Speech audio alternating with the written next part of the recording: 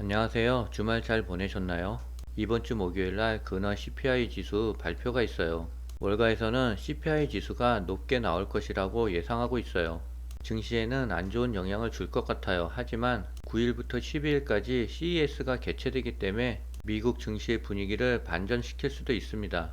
중국의 그림자 금융은 결국 파산 신청을 했대요. 구독, 좋아요 부탁드립니다. SOXL은 금요일 1.37% 상승했어요. 장중에는 3% 이상 상승했는데 장 마감 때 1.3%밖에 상승을 못했습니다. 지금 현재 91% 상승 중이에요. 환율은 조금 올라서 매입 금액이 늘어났습니다. 이번 주 목요일 중요한 지수 발표가 있는데요. 근원 소비자 물가 지수 발표가 있고요. 소비자 물가 지수 YOY, MOM이 발표돼요. 월가에서는 높게 나올 것이라 전망하고 있는데 지켜봐야 될 것 같습니다. 이날 지수 발표에 따라 증시는 요동칠 거예요. 지수가 예상보다 낮게 나와 주가가 급등했으면 좋겠습니다. 이번 주 뉴욕 증시는 지난해 12월 소비자 물가 지수와 지난해 4분기 실적 발표를 앞두고 있어요. 새해 첫 주인 지난주 3대 지수는 모두 하락세를 보인 가운데 CPI 상승률이 기대치보다 높을 경우 더 큰 폭의 조정을 받을 가능성도 있대요. 11일 나올 예정인 12월 CPI가 예상보다 빠르게 둔화한다면 연준 의원들이 예상한 것보다 더 빠른 금리 인하가 가능할 수 있고요. 반대의 경우라면 뉴욕 증시는 다시 한번 하방 압력을 받을 것으로 예상돼요. 월스트리트 저널 집계에 따르면 이코노미스트들은 12월 CPI가 전달보다 0.2% 오르고 지난해 같은 기간보다 3.3% 오를 것으로 예상하고 있어요. 이는 전달의 0.1% 상승과 3.1% 상승보다 상승세가 더 가팔라진 것이래요. 그리고 12일은 JP모건과 시티그룹, 워스파고, 뱅크 오브 아메리카, 델타항공과 뉴욕 멜론은행, 유나이티드 헬스, 블랙록 등의 실적 발표가 예상되고 있어요. 은행들의 실적은 예상보다 좋을 것 같아요. CES 개막을 앞두고 라스베가스가 흥분을 감추지 못하고 있대요. 지난해 코로나19 선언 후 처음 열리는 올해 CES는 역대 가장 많은 기업들이 참석자들을 불러들였대요. 그 이유는 작년부터 본격화한 생성 인공지능 열풍 덕분이래요. 관련 기술들을 앞세워 기업들이 앞다퉈 출사표를 던졌는데요. 구글, 마이크로소프트, 아마존, 엔비디아 등 주요 빅테크 기업들은 애플만 제외하고 전원 참가한대요. 삼성과 LG, 현대차 등 국내 기업들도 오는 9일부터 방문객들을 맞이한대요. 전체 참가업체 4천여 곳 중 한국 기업은 600여 곳에 달하고요. 3년 만에 CES에 다시 참가하는 중국의 기업들은 1100 업체나 참가를 한대요. 미국은 700 업체가 참가하고요. 이날 센트럴홀과 노스홀 외벽은 삼성과 두산의 광고로 가득 찰 예정이에요.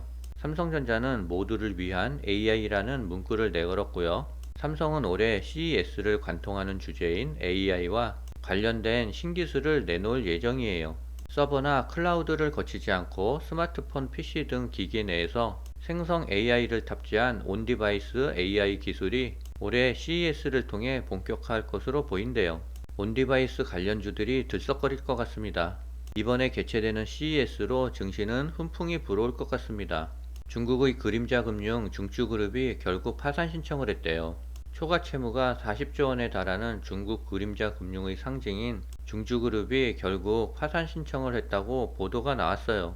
6일 매일경제신문 등 현재 매체에 따르면 베이징시 제1중급 인민법원은 전날 중추그룹이 만기 도래한 채무를 상환할 수 없고 자산이 모든 채무를 상환하기에 현저히 부족하다며 파산 신청을 냈고 법원은 이를 수리했대요.